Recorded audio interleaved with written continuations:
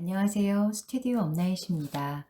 오늘 제가 여러분과 함께 읽을 책은 사이토 히토리 씨가 지은 돈의 진리입니다.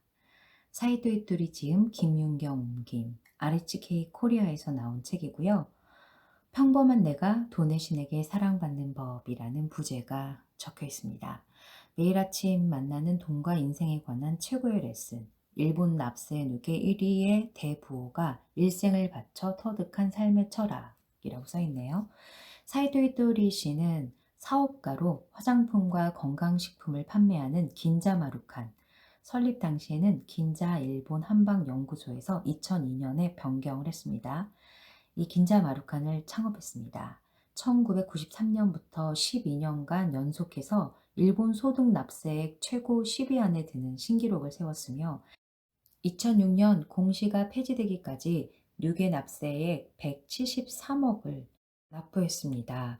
토지 매각과 주식 공개 등으로 인한 고액 납세자가 많은 가운데 납세액이 모두 사업소득이라는 이색적인 존재로 주목을 받았습니다. 작가로서 마음의 즐거움과 경제적 풍요를 양립시키기 위한 저서를 다수 출간했는데요. 주요 저서로 부자의 관점, 부자의 인간관계, 부자의 행동 습관, 상위 1% 부자의 통찰력, 괜찮아, 다 잘 되고 있으니까, 부자의 운, 하루 하나씩 나에게 들려주는 긍정 메시지 등이 있습니다. 네, 스튜디오 업나잇에서도 사이토 히토리 씨의 책을 여러 권 소개를 해드렸습니다. 지난 동영상이 궁금하신 분들은 스튜디오 업나잇 사이토 히토리 이렇게 치시면 동영상이 여러 개 올라올 거예요. 지금 말씀드린 책들 중에 다수를 소개를 해드린 것 같네요. 네, 지갑에 돈을 넣는 작은 습관 하나도 허투루 하지 않던 일본 대부호 사이토 히토리의 신념. 사람의 생각에는 에너지가 있다. 그렇기에 생각은 여러 가지 상황에서 영향을 미친다. 기왕 생각할 거라면 불안해지는 일을 생각하기보다는 오늘이 그리고 내일이 즐거워질 수 있는 일을 생각하는 것이 좋다. 네, 사이토 히토리 씨는 이렇게 최고의 부호이기도 하고 다수의 책을 낸 작가이기도 하지만 정말 반전이죠. 그의 학력은 중학교 졸업입니다. 네. 그래서 사이토 히토리 씨의 책은 참 쉬우면서도 아주 간결하게 정확하게 메시지가 전달되는 힘이 있는 것 같아요. 어 어렵게 책을 쓰시지 않는 것도 큰 재주인 것 같고요. 그리고 항상 긍정적인 사고를 강조하시죠. 네. 그러면 책을 소개를 해 드릴게요. 돈의 진리. 제목만 보면 조금 네, 세속적인 책 같은데요. 한번 내용을 들어가 보겠습니다. 머릿말. 나는 사람들에게 많은 상담 요청을 받는데 그 가운데 가장 자주 상담하는 주제는 역시 돈에 관해서다. 일이나 가족에 관한 상담도 언뜻 생각하면 돈과는 직접 관련이 없어 보이는 내용이지만 알고 보면 돈의 성질이나 본질을 알면 해결할 수 있는 문제가 수두룩하다. 그래서 이 책에 돈에 쪼들리지 않는 방법과 부자가 되는 방법을 정리했다. 내가 아는 한 돈에 관해서 이보다 더 유용한 이야기는 없다. 만약 있다면 당장이라도 나부터 들으러 달려갈 것이고 언제든지 나의 방식을 바꿀 용의가 있다. 실제로 나는 이 책에 쓴 내용을 실천했기에 일본에서 누계 납세액을 가장 많이 내는 대부호가 되었으며 내 제자나 나의 가르침을 실천해서 성공한 사람도 전국 곳곳에 많이 있다. 그러므로 우선은 이렇게 하라는 건가? 하는 정도라도 좋으니 이 책에 쓰인 내용 가운데서 자신이 할 수 있는 방법을 하나씩 실천해 보길 바란다. 그렇게 첫 발을 디딘다면 당신 앞에는 반드시 행복한 부자가 되는 길이 열릴 것이다. 다만 먼저 한 가지 양해를 구하고 싶은 것이 있다. 이 책에는 신이라는 말이 자주 나오는데 이는 내가 신을 믿기 때문이다. 그렇다고 해서 종교가는 아니다. 또한 당신도 신을 믿으십시오 라고 말하는 것은 더더욱 아니다. 신을 믿든 믿지 않든 결과는 같다. 사과를 손에서 놓으면 땅으로 떨어지듯이 불을 내 손에 거머쥐는 것도 법칙과 같다. 여행자는 한밤중에 길을 잃으면 북극성을 지표 삼아 자신이 있는 위치와 나아가야 할 방향을 찾아낸다. 진심으로 이 책이 당신에게 북극성이 되기를 바란다. 네, 머릿말이 있고요. 그리고 1장 부자처럼 돈을 대하는 방법. 그리고 2장 돈이 들어오지 않는 사람들의 공통점. 그리고 3장 눈앞에 닥친 문제가 주는 좋은 신호들. 그리고 4장 성공에 대한 믿음. 5장 운이 좋다고 믿으면 더 좋아지는 운. 그리고 맺은말이 있습니다. 오늘은 1장 발췌독을 할게요. 1장 부자처럼 돈을 대하는 방법. 자신을 위해서 돈을 남겨두지 않는다면 자신을 전혀 사랑하지 않는 것이나 다름없다. 내 생각이 부를 결정합니다. 인간을 크게 두 부류로 구분해 특수한 재능을 가진 사람과 그렇지 않은 사람으로 나눌 수 있다. 여기서 말하는 재능이란 세계에서 1, 2위를 다툴 정도로 발이 빠르다거나 한 곡만 불러도 몇 천만 원을 벌 만큼 노래를 잘하는 정도로 사람들이 인정하는 능력을 말한다. 특출난 재능을 갖고 있는 사람은 그 재능을 활용하면 부자가 될 수 있다. 평범한 사람들은 남다른 재능을 가진 사람을 보고 좋겠다, 행운이네 하고 생각할지도 모르지만 그건 부러워할 일이 아니다. 특출난 재능을 갖고 있는 사람은 과거, 즉 몇 세대에 걸쳐 그 재능을 갈고 닦아온 사람이라고 생각하자. 미국 메이저리그에서 눈부시게 활약한 이치로 선수도 노력만으로 그만한 선수가 된 것은 아니다. 물론 지금 이 생에서도 엄청나게 노력하고 있지만 더 나아가 전생에서도 몇 대에 걸쳐 노력을 거듭 쌓아온 결과이다. 그러므로 다른 사람이 당장 이치로 선수와 같은 노력을 한다 해서 반드시 이치로 선수와 똑같이 될 수는 없다. 작곡가 쇼팽은 3살 때 어려운 곡을 연주했다고 하는데 그 또한 몇 대에 걸쳐 음악적 재능을 갈고 닦아왔기 때문이다. 우리 아이도 어릴 때부터 일찌감치 피아노를 가르치면 되지 않을까 하고 생각하는 사람이 있겠지만 쇼팽처럼 되기는 좀처럼 쉬운 일이 아니다. 그렇다고 해서 비관할 필요는 없다. 지금 우리가 노력한 일은 반드시 어딘가에서 도움이 된다. 당장 이렇다 할 결과가 나오지 않더라도 반드시 보상받는 때가 오게 되어 있다.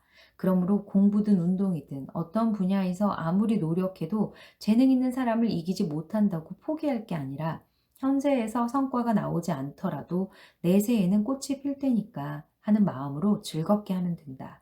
모든 일이 그렇듯이 괴로워하면서 마지못해서 하기보다는 즐거운 마음으로 계속해야 좋은 결과를 손에 넣을 수 있다. 그런 과정 속에서 부를 자연스럽게 끌어당기는 내공을 쌓을 수 있다. 남 좋은 일만 하고 있지 않나요? 특출난 재능을 갖지 못한 사람은 어떻게 해야 부자가 될 수 있을까? 직장인이든 개인 사업을 하는 사람이든 일에서 벌어들이는 수입이 있다.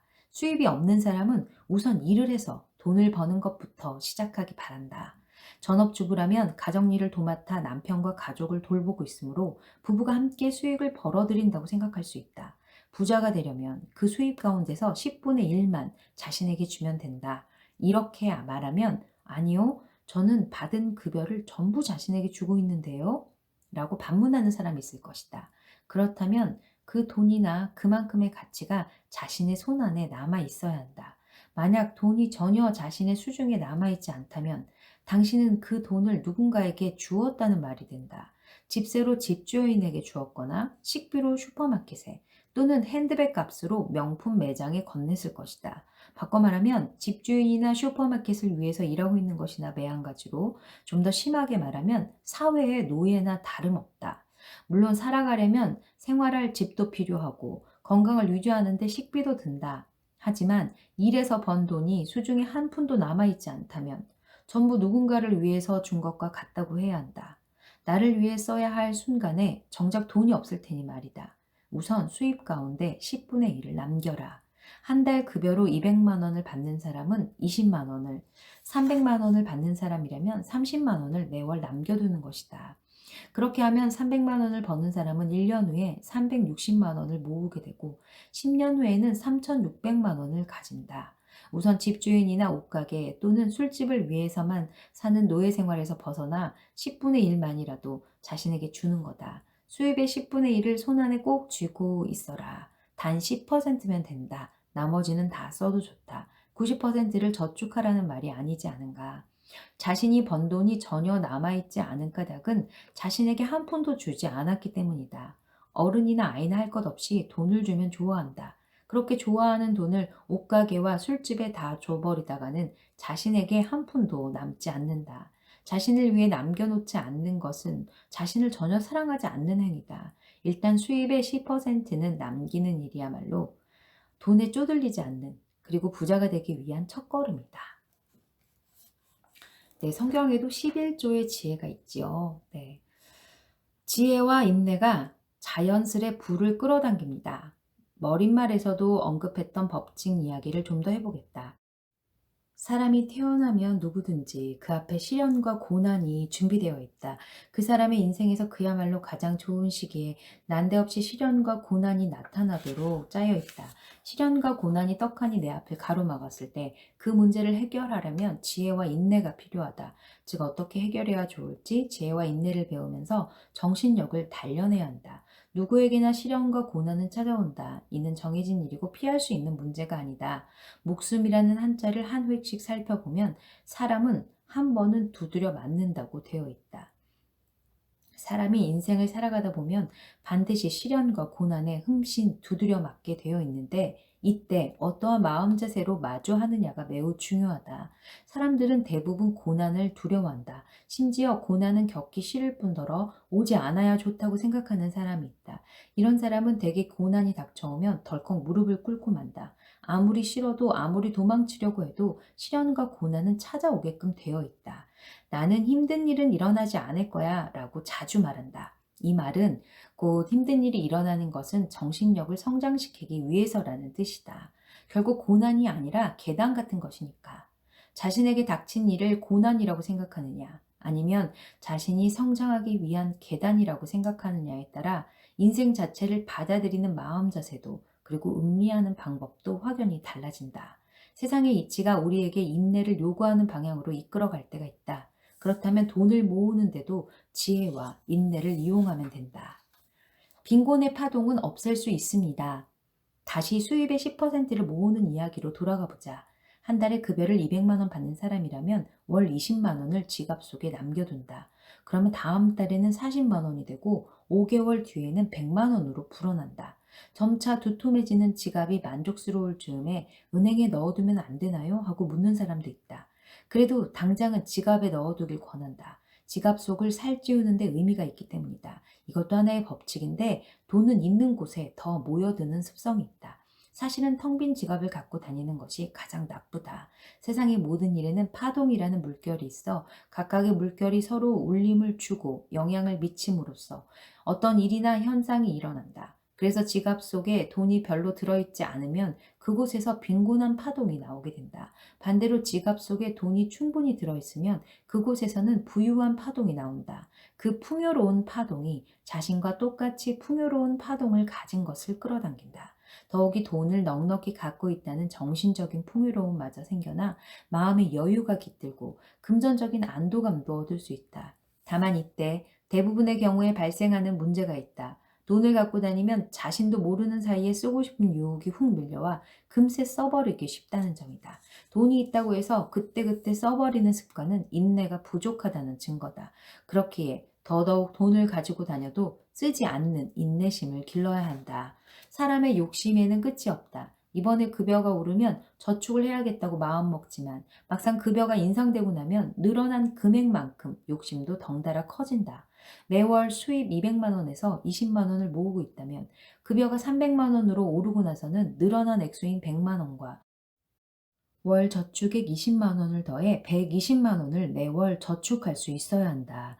하지만 실제로는 그 정도 액수를 저축하기란 어렵다. 수입이 늘어난 만큼 욕심도 커져 돈을 다른 데 사용하기 때문이다. 우선은 수입의 10%를 지갑에 남겨놓고 부유한 파동을 몸에 익히는 동시에 돈을 가지고 다니면서도 사용하지 않는 인내심을 길러보자. 간혹 지갑에 큰 돈을 넣어두면 지갑을 잃어버리거나 소매치기를 당하지는 않을까 걱정하는 사람도 있다. 이때 돈을 갖기 위한 기량이 시험된다. 사람은 자신의 기량을 넘어서는 돈은 가질 수 없다.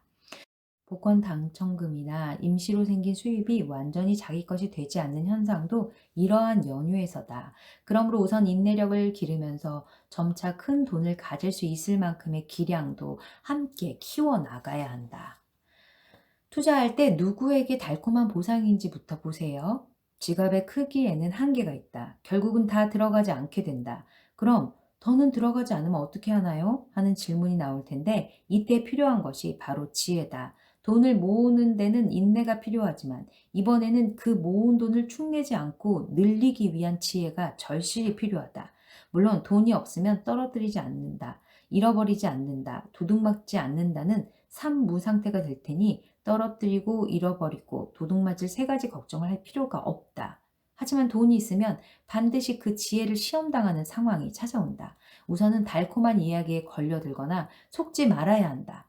잊지 말아야 할 것은 돈이 있으면 꼭 그 돈을 노리는 사람이 나타난다.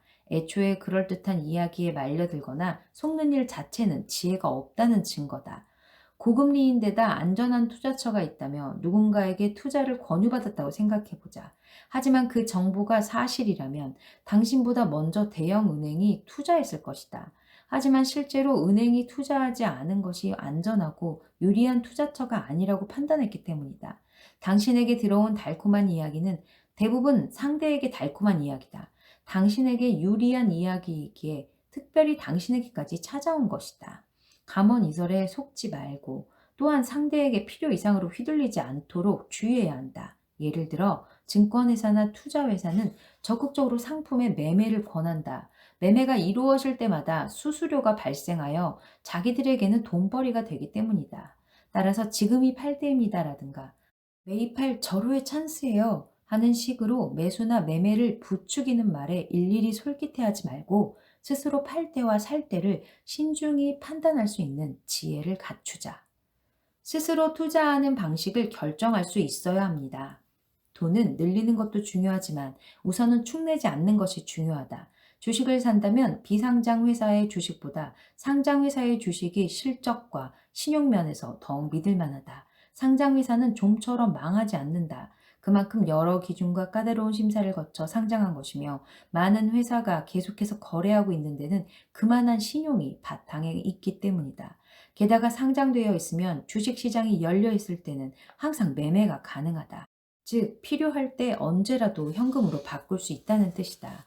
하지만 비상장 회사의 주식이라면 상황이 다르다. 주식시장이든 환전이나 선물시장이든 자신이 투자한 돈을 잃지 않으려면 그에 관련한 지식이 있어야 한다.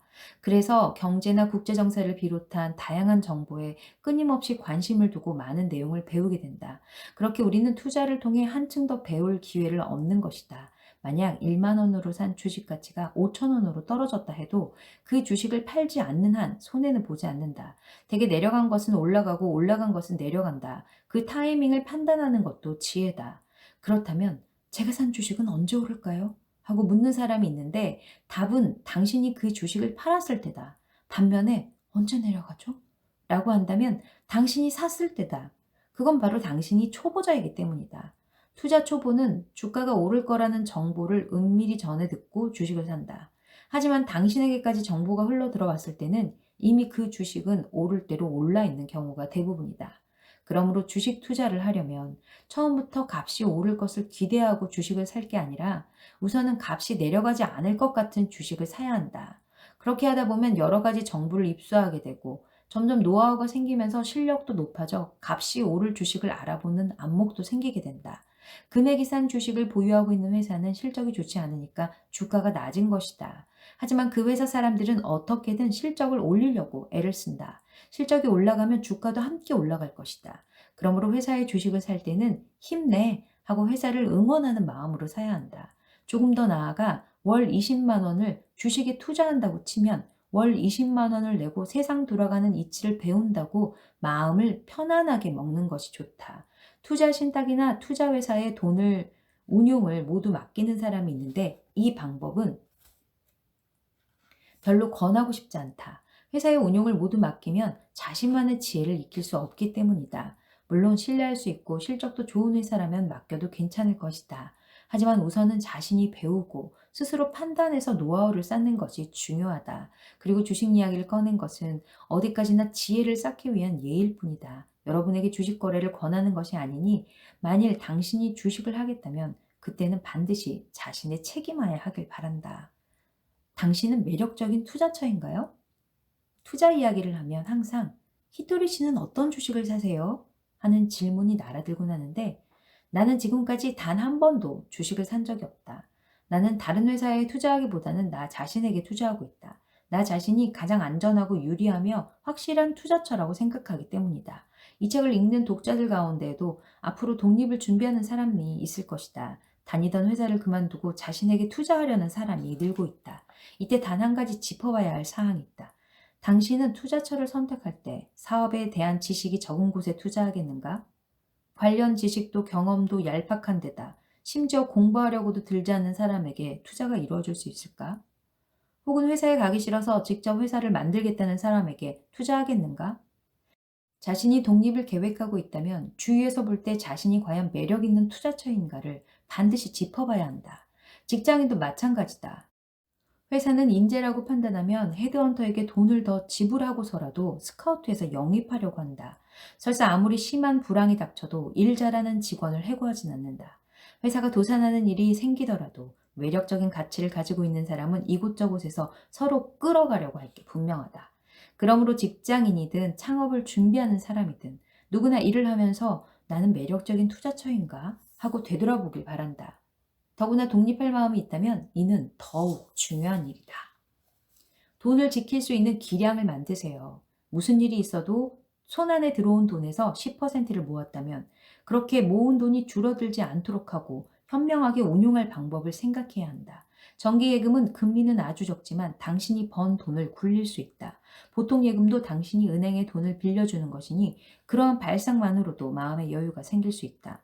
지금은 소액이라도 주식 투자를 할 수 있는 제도가 있으므로 그런 금융 상품을 이용해 어쨌든 자신에게 들어온 돈의 10분의 1을 축내지 않고 늘리는 데 이용하자.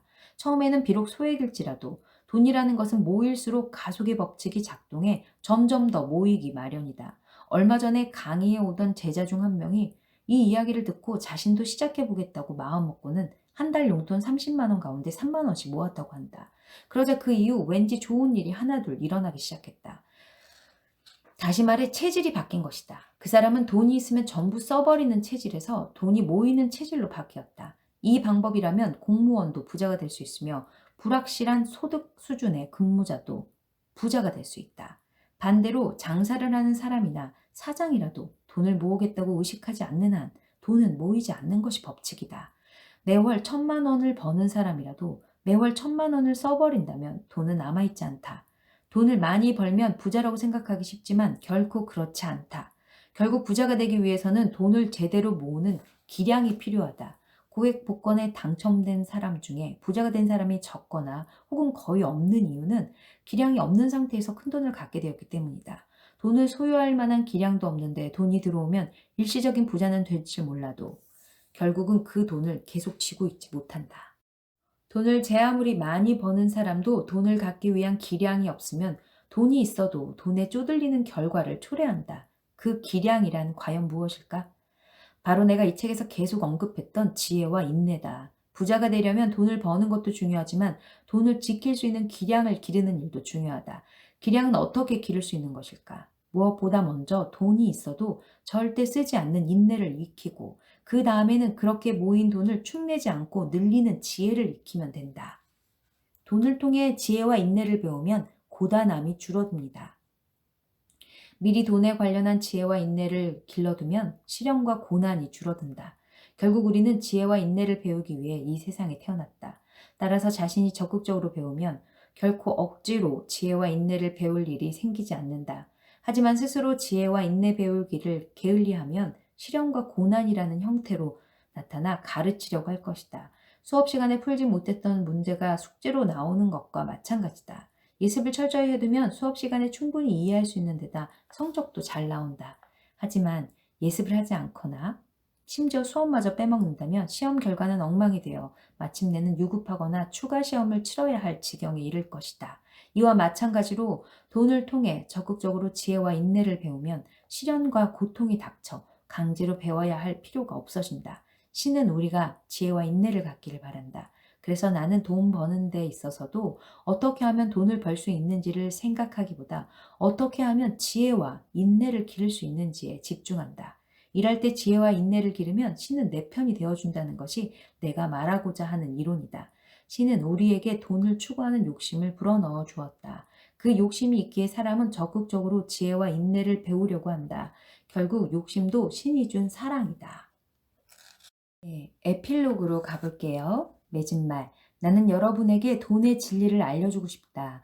모두 돈의 진리를 알고 부자가 되면 이 나라의 부자가 늘어난다. 그리고 부자가 많은 나라가 부유한 나라다.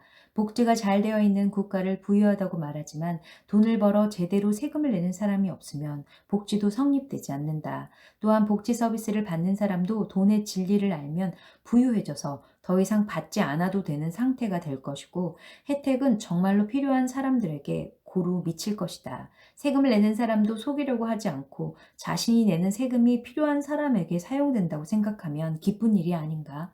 돈이 얽히면 분쟁이 일어난다고들 하지만 원래 돈은 신이 인간을 행복하게 하기 위해 만들었다.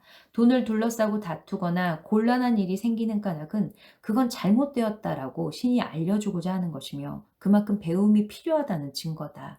따라서 이러한 사실을 깨닫고 자신이 번 돈의 10%를 남겨라. 나머지는 자신의 행복을 위해 그리고 주변의 행복을 위해 사용하라. 그렇게 하면 돈에 쪼들리지 않을 뿐만 아니라 진정한 풍요로움도 손에 넣을 수 있을 것이다. 네, 이 책은 부자가 되는 특별한 방법을 이야기하려는 게 아니다. 하지만 읽고 나면 좀처럼 돈을 모으기 힘들었던 상황이 변하고 돈과 인생의 운을 끌어당기는 원리를 알게 된다. 제가 오늘 이 책에 아주 조금만을 발췌해서 읽었습니다. 네, 이 뒤에 여러 가지 챕터들이 있는데요. 읽어보시면 도움이 될 내용들이 있다고 생각이 됩니다.